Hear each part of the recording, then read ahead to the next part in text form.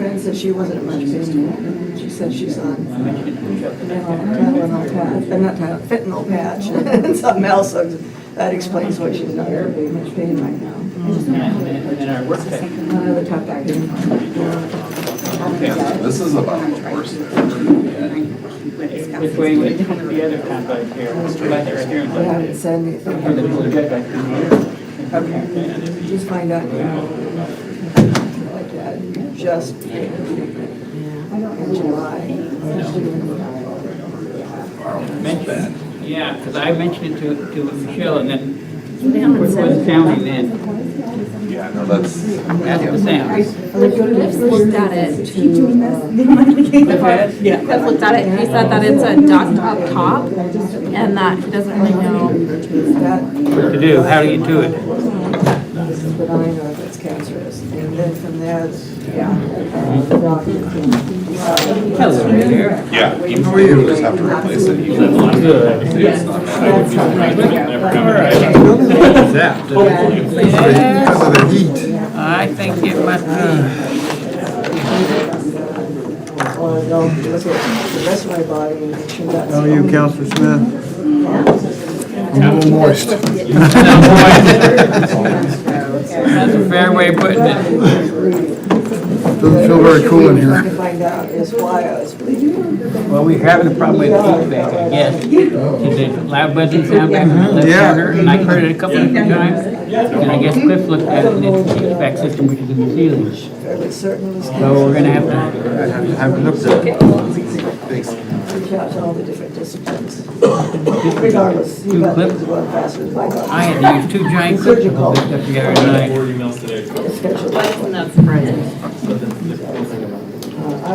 I was. It was nice to see you on the 4th as we walked by. Yeah, that was nice. With all your friends and family.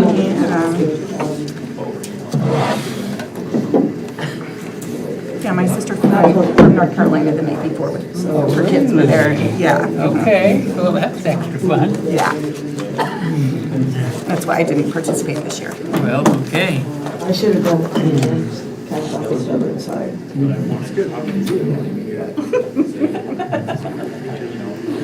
Carolina. But it's been there since I was a kid.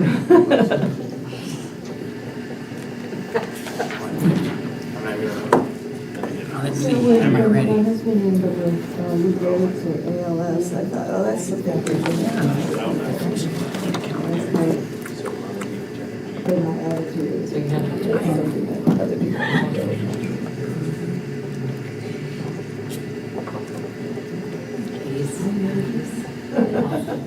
Yeah, we find out, don't we? Right. So it's, yeah, it's really good that I was having pain, because I probably would have been younger.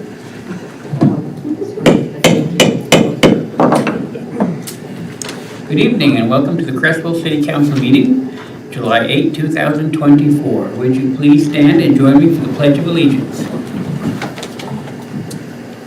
I pledge allegiance to the flag of the United States of America and to the republic for which it stands, one nation, under God, indivisible, with liberty and justice for all.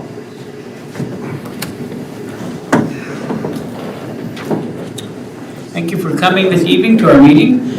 I need to announce that one counselor is absent tonight with an illness. Counselor Shelley Clark is not with us, and that's an excused absence. We begin with public forum.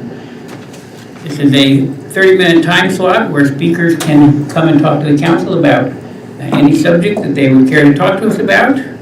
3 minutes per person. Do we have anyone who has signed up to speak tonight?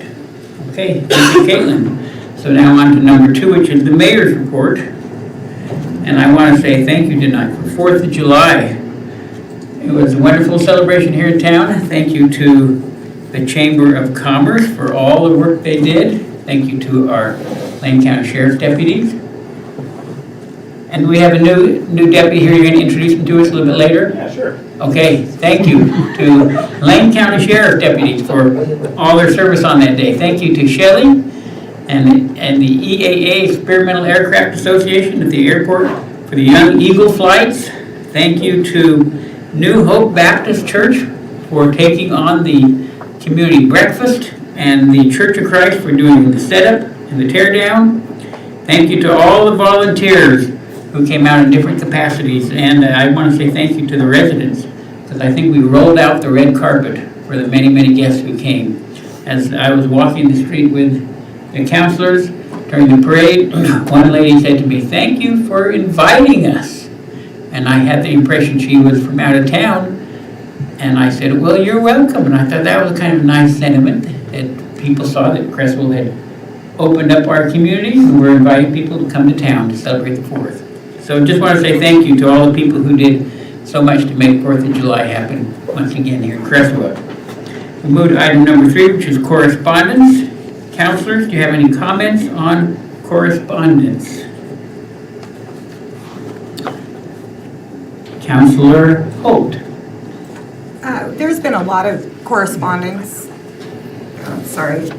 There's been a lot of correspondence recently concerning the airport and some grievances from, I'm not even sure how to pronounce his name, to be honest with you. I've only ever seen it in writing. But my question is, I know that we have a process in place for grievances, and I know that there's an escalation process, and I'm curious if we are following that escalation process or not. Manager Ember. That's an interesting question. The escalation that has occurred is harassment, and it's harassment of our employees. It's not harassment of this individual. What he wants is he wants to be the boss of the airport, and he's very angry and upset that no one will let him. He continually harps on low priority issues and insists that we bring them up to the top of the list. Shelley's priorities are established by Shelley, by me, and by the Airport Commission. This gentleman does not live in town. This gentleman does not have an airplane at the airport. He is, his emails have gone to the point where they're vulgar about Ms. Humble, and it will no longer be tolerated. We are not going to be responding to him in the future. We have undertaken a harassment investigation, including the sheriff, and that's where we stand right now. Thank you. Okay, councilors, any other comments about our correspondence?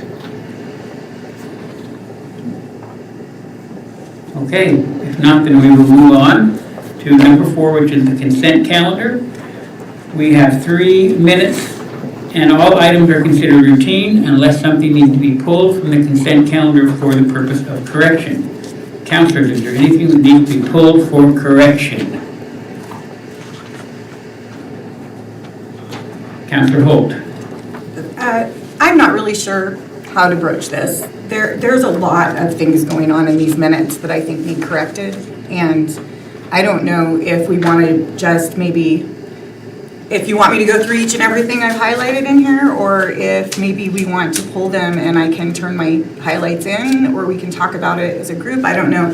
Because one of the things that I want to point out is that the accuracy of our minutes is important for several reasons. One is because they're public record. They become part of our permanent public record as searchable historical documents online. And if things like names are spelled wrong, if somebody's going into our public records and searching our minutes and go to search a name and they go, oh, nope, I didn't find them in those minutes, they might move on, right? Like there's a lot of reasons. I'm just touching on a very high level of it, but there's a lot of inconsistencies. There's a lot of sentences that are run on. There are like 3 sentences with no punctuation in one, you know, and I don't want to come across as picking on anyone. I think this is very important. And one of the examples I'll use is when we went to name Robinette Hughes Park, it was really difficult to know how to spell Robinette because it's been spelled several different ways throughout the years, right? And so I'm not really sure, you know, where to even start here. There are several misspellings of names. I noticed that Norma Jean Osborne's last name is misspelled. throughout the document, Derek Isaacson's name has been misspelled. Jim Orglioso, and I'm not sure I'm saying that right, I believe is misspelled. There are the company that we are using for software, I think is spelled ACCELA, whereas in here it's ACELLA. That might matter if somebody's going to look up information directly related to that. So I don't know. I don't want to, take our time and pick through each one of these that I've highlighted. So I might look to you, Michelle, to know what the best approach might be. Well, thank you. Thank you for pointing that out. We can certainly improve. I can work with Caitlin. We're looking at a new program that actually takes what you're saying and converts it to text, and that may actually help, or it may actually make it worse. I have seen that happen as well. So we're looking at ways to improve it. In the past, even with Roberta and with Grace, their minutes always could be improved. If you want to, you could always share your observations with the clerk prior to the meeting so that she can make the corrections, if you have the time. If not, we certainly can do better at it. There's proofreading classes, there's grammar classes. I believe you do use a grammar program, don't you? Yeah. Maybe just better attention to actual names. That's something that wouldn't be caught in those situations. But yeah, thank you for bringing it up. Yes. Just to follow up, it's not just names. It's it's like cities like Kaiser, for instance. There's a lot of things going on. But I would just say that while I understand that as a counselor it's my duty to review the documents, this is quite a burden for counselors. I think that there should be some sort of checking before it gets to our table that prevents this much from happening. So it's just my humble opinion. But thank you, I appreciate the response.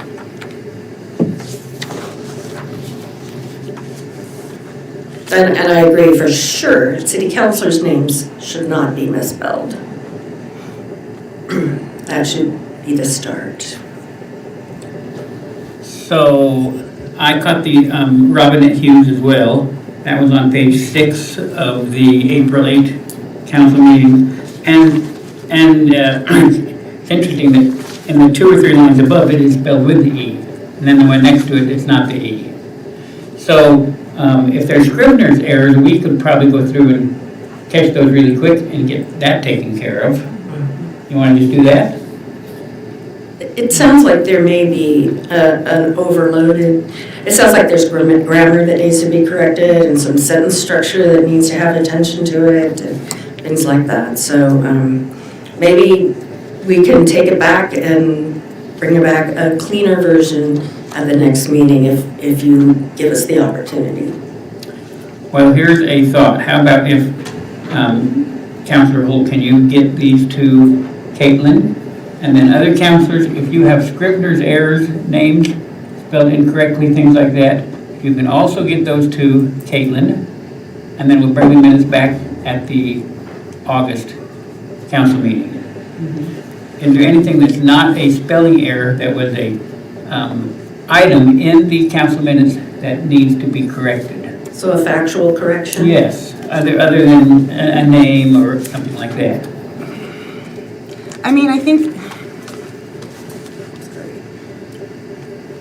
It depends on how you look at it, because some of the spelling errors change the context of what is said. So it depends on, has found memories going back to the 1980s should have been has fond memories going back to. So, sometimes the actual spelling error changes the context of the sentence. So I don't know how to answer that. Right. Why don't we do this? All the counselors, if you have something that you caught in here and need to be corrected, please submit those to Caitlin in the next couple weeks in plenty of time. And then we'll take another look at the minutes in August. How's that sound? Okay, so we're going to move beyond the consent calendar to the administrative report. Manager Amber. So you're, okay. We're on number 5, administrative report. The first thing is the June bills for 2024. Be happy to try and review those if you have any questions.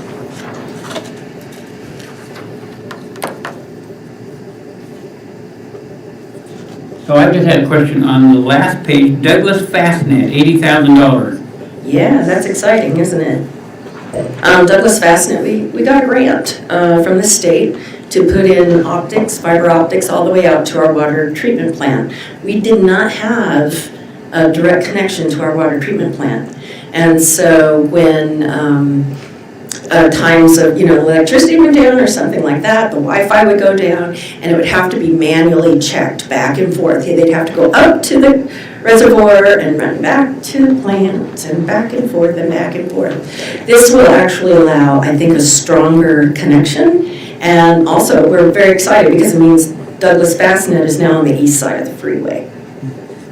Good. And that's what the $80,000 is for, is that grant. Okay, wonderful news. Thank you. Any other questions? Okay. Okay, then the next is the Lane County Sheriff's call for service reports, and Sergeant Speldridge is here to answer any questions you might have on those. Good evening, everyone. This is Deputy Brooks. Yep, stand up. He's actually been in the contract for a couple years, but he worked day shift, and now he's on nights, and so I invited him to come to City Council so he could see what it's like. And most of you probably don't know, I was on light duty last week. I got injured at work the week before, and that really made me realize that I need people who are able to fill spots that I have to fill. And so I thought it would be a good idea for Deputy Brooks to see how this is in case he ever has to fill in for me. So with that being said, if you look at the calls for service for this month, you'll see that they're down from last month, which is good. You'll see that we had really a big drop in our vehicle and our person crimes calls, which is also good. So the vehicle calls are typically crashes, traffic hazards, that type of stuff. Whereas the person crimes are, disputes, fights, assaults, stuff like that. So those two categories dropping is a really good thing. We're still, consistently around the same property numbers, and then our individual welfare is still very high. A lot of that has to do with, the last couple months I've talked about one particular person taking up a lot of our service, who has some mental health problems. I do have some good news on that front. We were able to get our county's FIT team, the forensic intensive treatment team, to come down and make contact with him to try to connect him with some services to hopefully get him some mental health help. So that's a good step in the right direction. We were able to facilitate that. I already looked at the fireworks calls for 4th of July and 4th of July weekend, because I figured people would want to know. We received 9 fireworks calls. That's it? That's it. 9 fireworks calls. But that's up from last year, because last year we only received like 3. So more people called in fireworks in the Creswell area. And I also was counting outside of town a little ways. But we had 4 deputies working on 4th of July.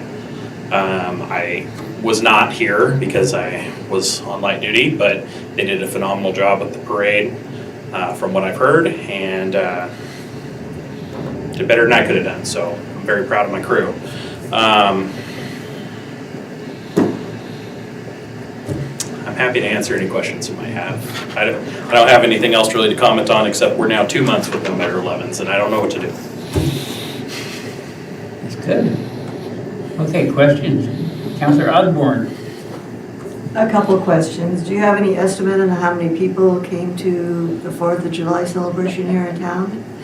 I don't. I wasn't even down here. Right, I just thought, okay. The other question, has there been any change in homeless population besides what you've already talked about? Yes and no. One particular homeless person, we were able to set something up, and now they are in a shelter in Eugene, which is fantastic. I'm glad that we were able to make that happen. But other than that, we're sitting around that same number. We've had some people coming and going from town. I addressed a lot of this in the email, but there are some concerns with our 72-hour rule and its ineffectiveness, as well as people from out of town coming to Creswell with a preconceived notion that they're gonna receive something by coming here. So it's kind of a hard situation right now.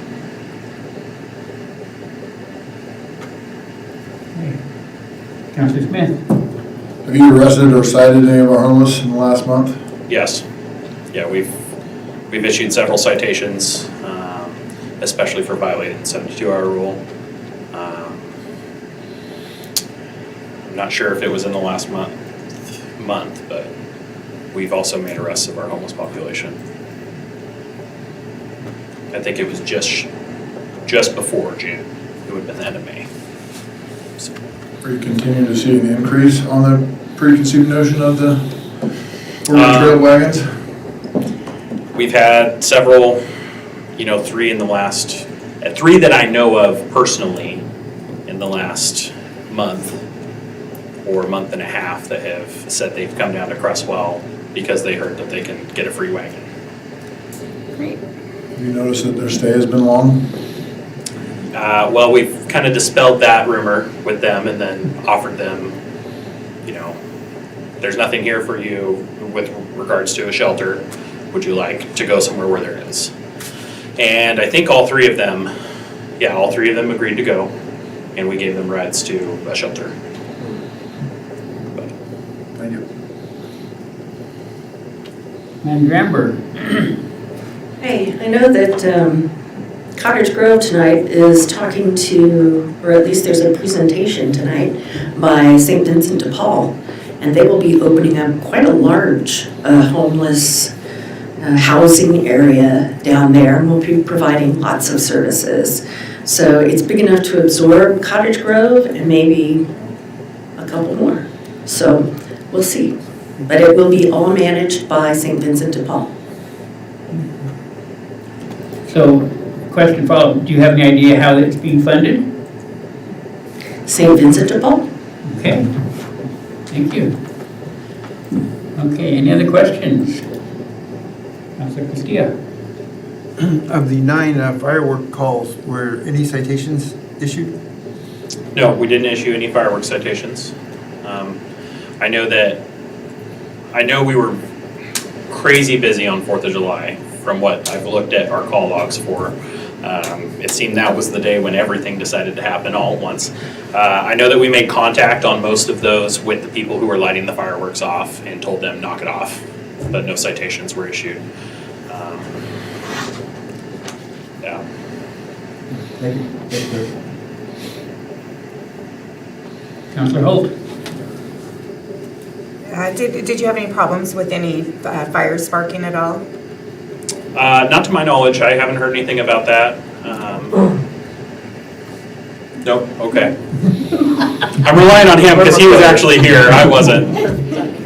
I was actually very bummed I couldn't participate in the parade or anything, so. Councilor Smith? Stacy actually took my question. I was going to make sure there was no damage done, and if there was, if there's any way we can avoid that. My understanding is that this year, the fireworks, even though we received more calls, my understanding is the illegal fireworks were at least more tame this year than last year.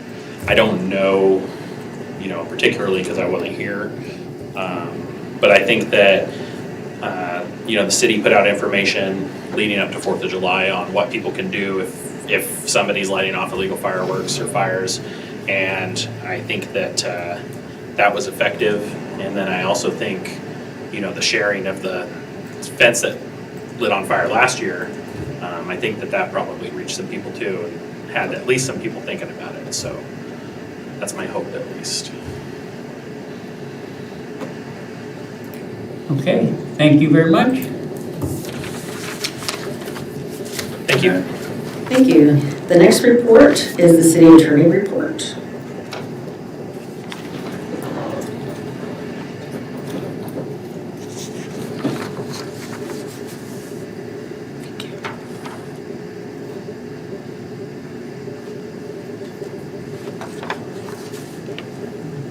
Councilor Holt.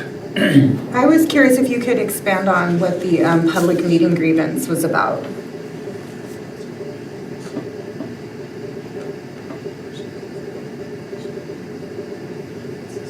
If not, that's okay. It doesn't ring a bell with me about violation of a public meeting. Was that No, one? it just says Ross worked on responding to a public meeting grievance. Right. Which would be a violation of Oh, a okay. public meeting. Okay. You remember what it is? I was just thinking it was the meeting we had to go over, public records. Well, it was billed in July, right, or for June? For June. Yeah. I'll have to double check on that.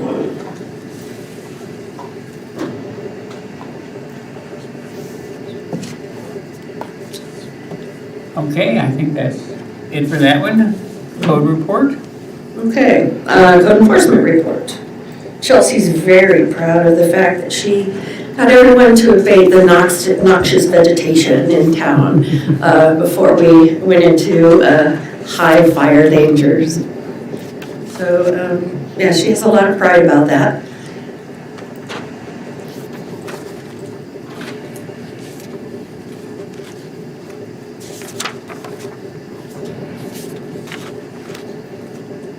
Yeah, I think we have had a lot of dogs. Some of them have not been claimed, and they've gone to Green Hill for future rehoming, which is kind of sad. We try to find their owners in all the avenues we have. And sometimes, they're very good at tracking down the owner. But there have been some that were really, really nice dogs that have gone to Green Hill. Councilor Smith. I noticed there was a lot of picture of the dogs. Is that normal or average? I mean, that seems like that's the biggest I've seen in one of these reports where there were 6 animals. Yeah, that's a lot of dogs for us. We seem like we had one every day. Yeah, and that was before the 4th of July, so, and before it got hot. So dogs were just getting out and roaming about. That was my next. So question, who picks them up? Our sheriff or is it Chelsea? A lot of people. Sometimes people just find them and bring them in. Okay, They can come from a lot of different sources. Sometimes, Chelsea will pick them up, or Public Works will see them running at large and pick them up and things like that. Yeah. Okay, and then the next thing we. I'm Oh, sorry. yeah. Do we publicize this anyway in social media that there are dogs? Okay, thank you. Oh, yeah, we put them on Facebook, we put their pictures on Instagram, we look in our records, we try to see if they're chipped, we contact vets if we think they have some kind of some particular marking that a vet might recall. We really do a lot of detective work to try to get the dogs home. Thank you very much, appreciate it. Anything else? Okay, and then the next is the building permit recap. The exciting news there is that we actually have 3 new homes underway out on the butte. So that's pretty exciting. We're happy about that. and these were homes that were approved within the moratorium. Were these some of the new ones that we got? Mm-hmm. Okay. Yeah, we're very pleased that we're able to still offer some spots for our builders. Yeah. Okay, very good, thank you. And then we have the strategic plan update, where we have gone over where we're at on our 5-year strategic plan.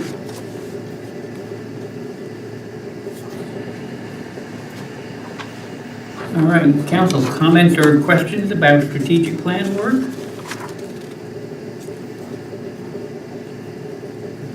I noted on the, that's the third page, preparing water tanks for seismic event. Under the engineering, updating the tanks will have to occur in winter to allow for a sufficient fire suppression capability due to the tanks having to be empty to allow the retrofitting. That's going to be quite a process, so we're hoping to start that this winter time. Correct. Yeah, we'll have one tank that's we'll be using, and then we'll drain that tank and fill the other tank, and we'll still have enough water, but we just want to make sure. Okay, anything else, councilors, on the strategic plan? Yeah. Councilor Smith?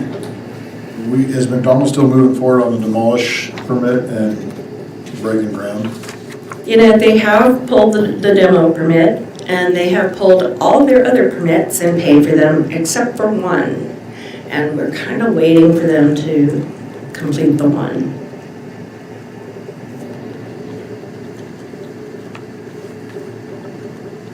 Councilor Castillo? Just a couple of questions. The safety for all, the mailers that have been sent out citywide, when were those mailed out? Let's see. Educate the community about flood risk within the city. Oh, those. Oh, yeah. That was done last year. Oh, okay. I Yeah.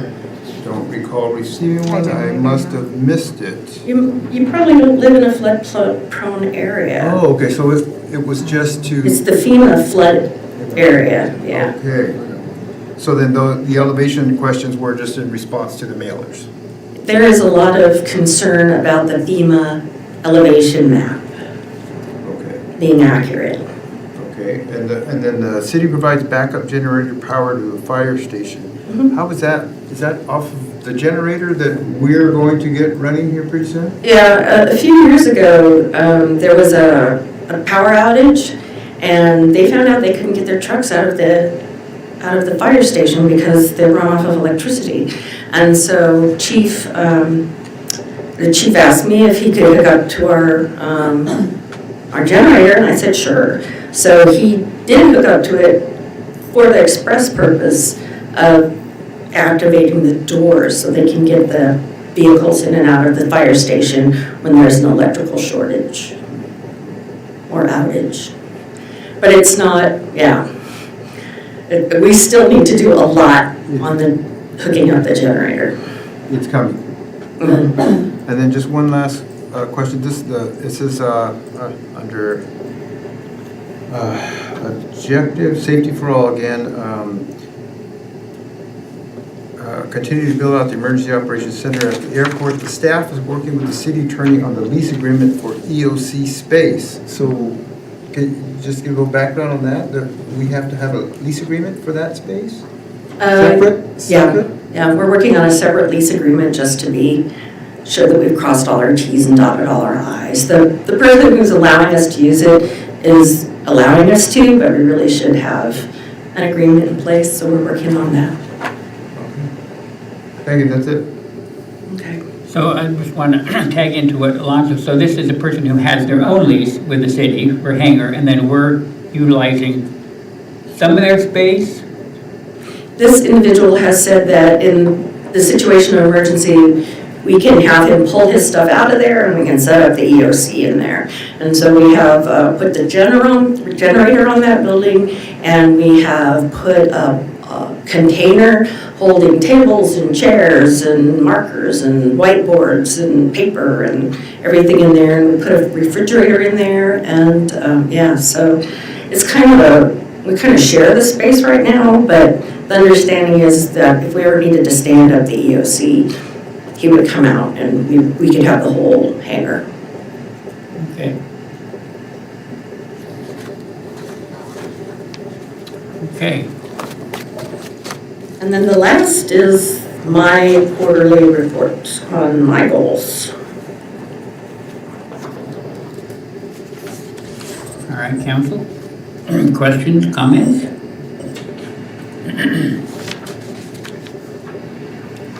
So I want to comment on item 1, economic development. So Manager Attenberg and I got a tour of Lab Golf in Emerald Valley.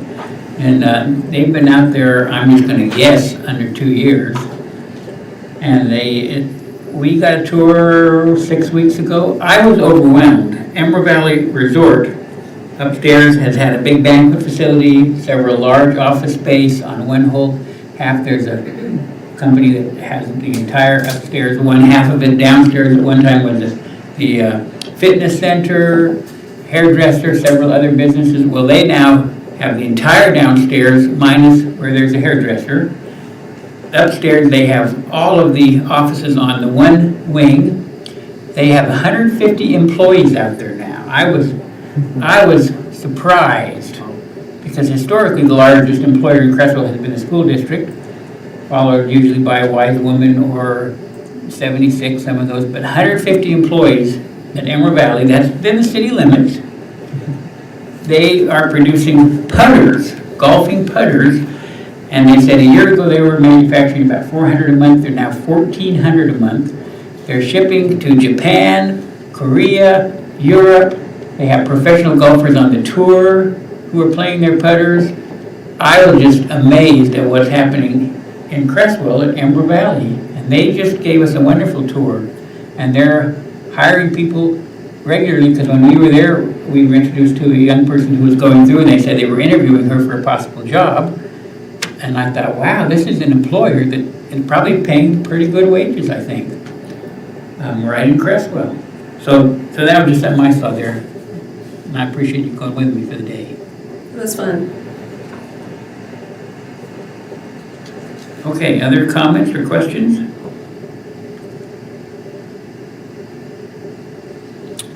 If not, then we will move on to item number 6, which is council action items. And the first item here is item 6A, to approve a contract for chip seal project of North 2nd Street, Crestwood Drive, and Gilfrey Avenue. This is Manager Amber and Cliff. No Cliff tonight. No Cliff tonight. All right. So yes, this is a intergovernmental agreement. We try to work with the city of Cottage Grove to get a better deal, to be in a better negotiating place with the consultant. And Sierra Santa Fe came out as the desired contractor, and with a price of $99,470 to chip seal this summer.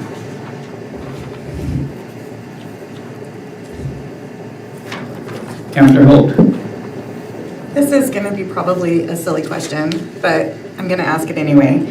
I live on Crestwood Drive. Should I refrain from voting on this?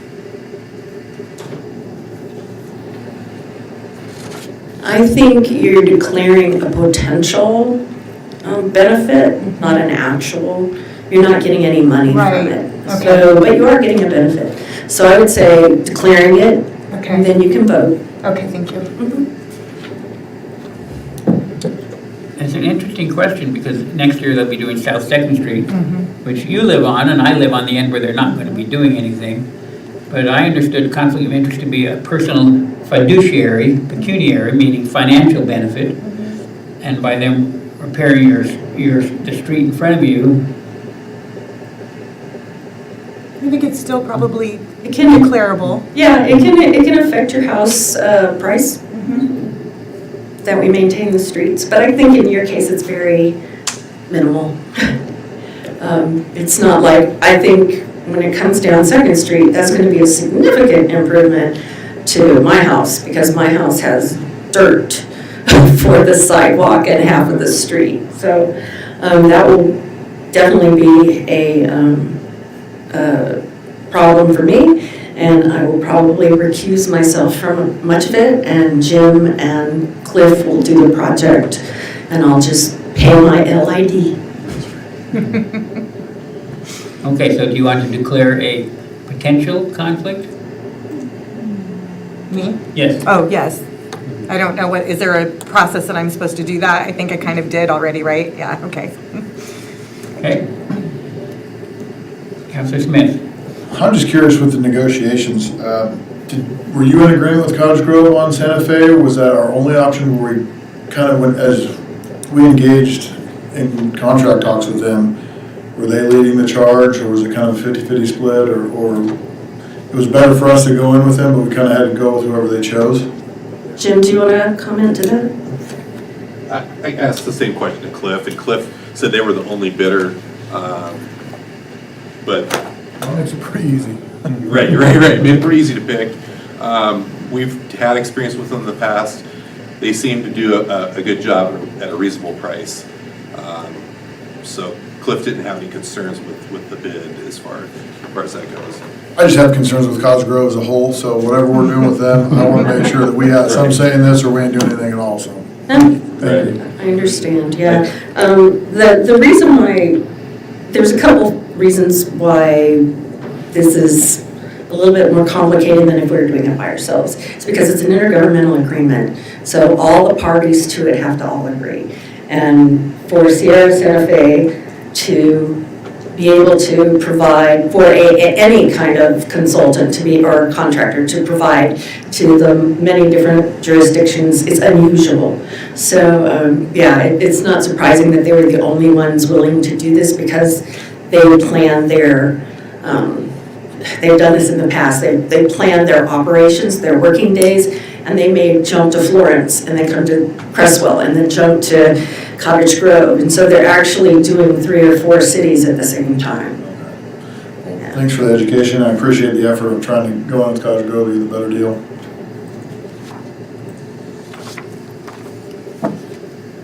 So I noticed on page 1, the amount is $99,470, which is consistent throughout the article except on the proposal that is the first page in, where it shows $99,685.51. Anything to be concerned about? No. Because all the rest of the document shows the same number. Yeah, I think you should approve the $99,470.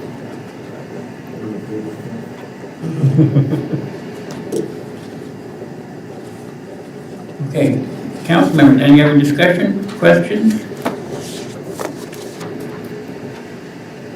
All right, I'm entertaining a motion to approve contract for chip seal project of North 2nd Street, Crestwood Drive, and Gilfrey Avenue. Your motion on the floor? Councilor Smith? I move that city council approve the city manager to enter into a contract with Sierra Santa Fe for roadway chip sealing projects in the amount of $99,470 each. We have a motion on the floor. Do we have a second? Second from Councilor Castillo. Any further discussion? Councilor Castillo. Just want to point out that there is one little typo in the suggested motion, which isn't that big of a deal, but it should say contract, not contact. I read through that one. Did Councilor Smith read it correctly? Contract? Okay. No, it says contact. But he read the motion. He read it as contract. Yeah. So that is the motion. Okay. All right, council will proceed to vote. All those in favor, please raise your hand. All those opposed, same sign. Motion passes unanimously. We move to item 6B. This is approving the contract for the airport water line project. Manager Amber and Cliff Ballou. So this is to finish up the infrastructure out at the airport that has to do with water and wastewater. This will connect the dots so that people will have water for the wastewater system to work. And our city engineers have handled the proposal and the negotiations, and they're recommending that we go with Windrose in the amount of $315,876.86. They're also recommending to approve a 15% contingency, so it actually raises it a little bit higher to $47,000. A contingency of $47,000, not to exceed $362,876.86. And I believe that this money comes from the ARPA funds. So this is part of the federal money that we were given during COVID. Thank you. I was thinking CORE. COVID. Thank you very much. All right. Council members, questions for Manager Amber? Councilor Smith? You already answered it partially with the ARPA funds. I was gonna ask if they did any grants. Can you remind me what ARPA stands for? American Recovery, ARPA, what? American Rescue Plan Act. Oh, Yeah. there you go. That's The accountant knows. You better. Ready?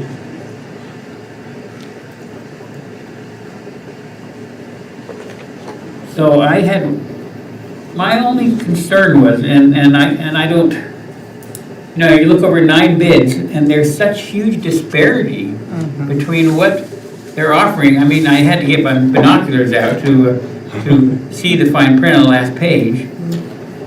And I kind of compared them all against Delta Construction, because I think I've heard of Delta around here. And a lot of these other companies I haven't heard of. Windrose is out of Junction City, and I'm sure that our engineer says, talk to them on the phone to determine that yes, indeed, this was their bid for the entire project. That's italicized. So what's the process that we as a city use, or the engineer, to make sure they actually do everything and they do it, you know, correctly and accurately? Because I'd hate to go with the lowest bidder and then find out that this, that, and other thing are not done well, or not done on a timely manner, or whatever. Just when I see such a huge difference in the bidding prices, it makes me a little concerned. What's the process we have for that? Well, when we do a large infrastructure job, like the runway at the airport, or putting a water line in, or putting in a wastewater line, that's of this nature and engineered, we will have city council, public works inspectors there, inspecting it and making sure that it meets all of the requirements so that the system is sound and operates appropriately. So when you say public works inspector, do you mean Cliff? It would be Cliff, it could be someone from the engineering, from West Tech. It could be somebody else completely that you hire and have them come in and look over it. I know that when Shelley did hers, she had someone from the FAA here that oversaw every step of the airport going in, and there were considerable disagreements with the contractor. And Shelley has done an excellent job of getting all that ironed out with the help of engineers and inspectors and people saying, pictures saying, you know, we asked you to do this and you refused, and so now you're going to have to do it over. So unfortunately, those disagreements do happen, but ultimately most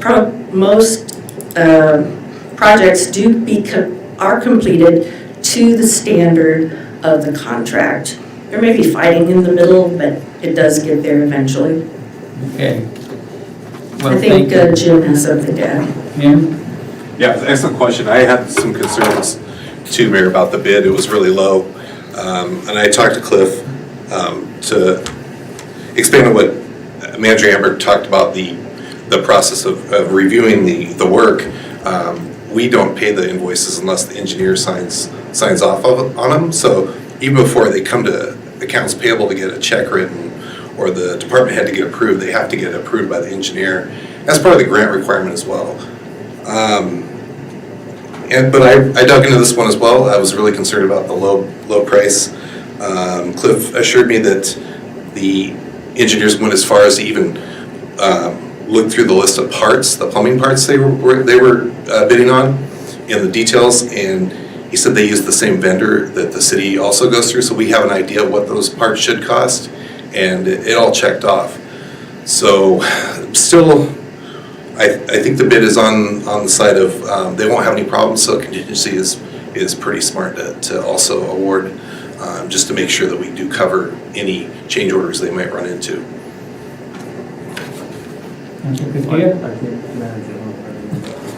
On that point too, there's also, they have to have a bond. So the city is guaranteed that we will not be left because that bond ensures that they will complete the contract per specifications. And like Jim said, nothing is paid until Public Works, the airport, and the engineer are satisfied with that work. There's a retainage to, usually a 5 or a 10% retainage, so that they don't get that until they complete all the pieces and all the punch lists. It's a really strict process, especially dealing with airports. And Manager Ember's right. We have to, it's not an FAA personnel, it's an engineer's staffing member, but we have to have them on site anytime work is being done when it's a federal project. We're working the same way. Our FAA engineer that we have on staff has looked at all the process, has looked at the plans. We were at the pre-bidding plan together, and we talked about the safety pieces that we have to put in place because it is an airport. So if the engineer for Public Works says that he's vetted them, I would say that they'll do a fine job. And like Michelle said, there may be some kinks to work out during the process, but in the end, we'll have a good product. Okay. Councilor Castillo? Yes, I just share the same sentiment. I was a little concerned with for going for the lowest bid, but reading through this contract and all this language that really seems to protect the work that's going to happen out there. I'd say kudos to West Tech for doing their due diligence in this bidding process. And two, it made me feel a little more better is that 47,000 contingency, because then it's really 362,876, right? And which brings it up a little bit, brings it up a little more closer. But yes, well, let's just hope that, I am confident that our people will do their due diligence to ensure that the work is accomplished to our satisfaction. That's it. Councilor Holt? I find it interesting that you all were concerned about how, the lowest bid maybe being too low, and I was on the opposite of that. I'm like, why are these guys so high? So I think it's all about perspective, right? And maybe they're not too low. We just, I guess, don't know. And so I thought that was interesting, though, because that wasn't my initial reaction. So. Councilor Smith? I've had some experience with some of these government contracts on a lot smaller scale. I just want to make a comment because I do trust Cliff and the city and what they're doing and our engineers, but on water main construction, 9B, there's a $60,000 difference on that line item alone that changes the bid significantly to, say, Pacific Excavation, who I deal with quite often. But when we're talking about, it looks like 1,044 feet of pipe and they get it from the same vendor, I question that a little bit. I still trust you guys. I have to let you do your job, but I just want to comment on that alone. I run in the business. I don't know how you can add 60 grand, take minus 60 grand to get a contract. And with some of the high contracts, they might not want it. They just throw out a high number. If the city wants to pay for it, then great, they'll do it. But I'm pretty familiar with some of that. Shelley? And just to reiterate, the FAA mandates that we take the lowest bid on all projects unless we can show reason not to accept the low bid. And I do know that a lot of companies that bid, if they see that it's a state or a federal or a city, they will pad their margin because of Davis-Bacon wages, or so they know that they have a lot more play, because it's a game. Sometimes they win, sometimes they lose, but they play the game. But the FAA requires us, unless we can show proof why we shouldn't take the lowest bid, we have to take the lowest bid. It sounds like you did your due diligence by looking for that, to double checking and. Yeah. Cliff does really well. Shelley brought up a good point. With ARPA funding, the Treasury decided that Davis-Bacon Act did not apply. So the companies that picked up on that could probably realize they've got some cost savings if they don't pay Davis-Bacon Act. Counselor Smith? Can I assume this is a prevailing wage job? Yep.